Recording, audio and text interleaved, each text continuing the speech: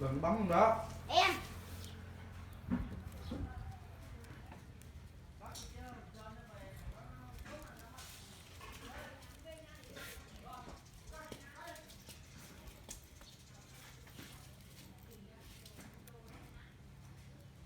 Để mấy người cha như cũng bạc mẹ. Vô. Vào hả? Vô. Bỏ cái đó luôn bạc. Nói vậy. Vô. Bạc. Cái này cái thêm là cái gì, biết cái gì đâu, quên rồi. Forget gì không? Em. Muốn ạ.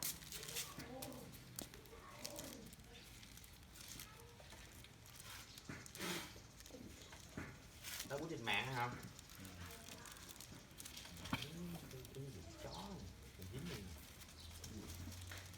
Ứng dụng này cập nhật lên cái để biết ứng dụng.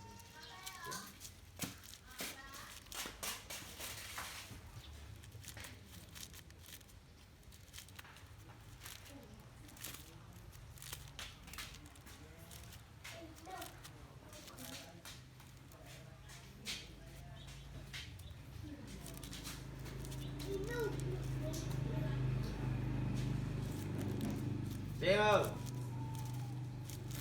Cái nó tên gì ai biết. Cái nó tên gì không nghe. Nhìn cái sàn nó tên gì. Ồ, cái sàn nó tên gì nhập cho nó tìm ra chứ. Gì quan lại cái nào nó kia đó. Đêm ơi. Đêm. Đây, Biểu.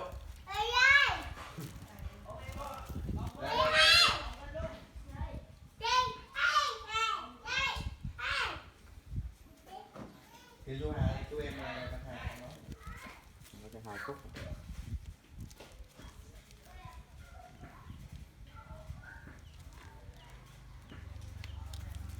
Đây là Tâm rồi.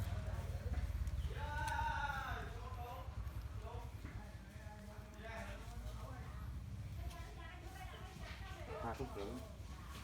Tại cái trò gì đánh gì mấy anh cũng chơi. Cái tên gì em?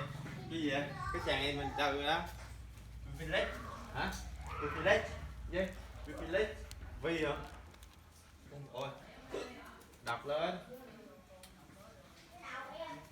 W. Đúng không? E. W. F. Đi không? Y. Đây là gì vậy? Không phải. To như mày. Không phải. Nữa. N. E. X. À. Đúng không? Cái điên. Đồ vậy mất có mấy đồng người về. Cái miệng là đang quay video ra cố yêu. Đây rồi quay nó báo gì đây nè, pin yếu gì nè. Biết cái ngắt này mà bay cái gì? Người ta quay tiếp á. 3 phút nữa. Đi đâu quay?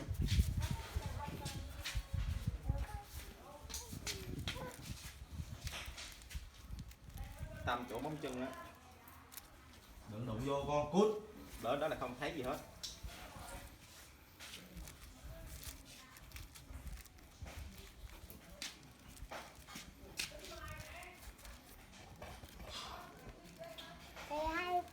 Bốn phút.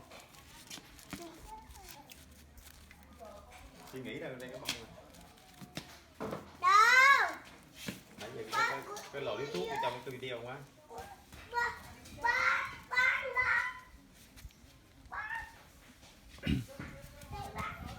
Giờ sao rồi? Phải đăng nhập rồi Tài khoản đâu nữa. lấy tài khoản em cho. Phải không?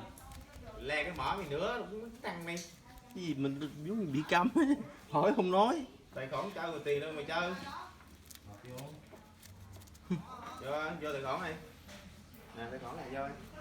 Để anh tắt video luôn. Trời wow. Tí.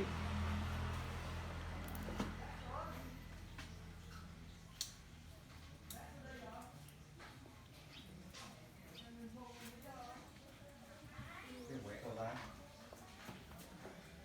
Đi. 17 bấm đầu tay ghê á.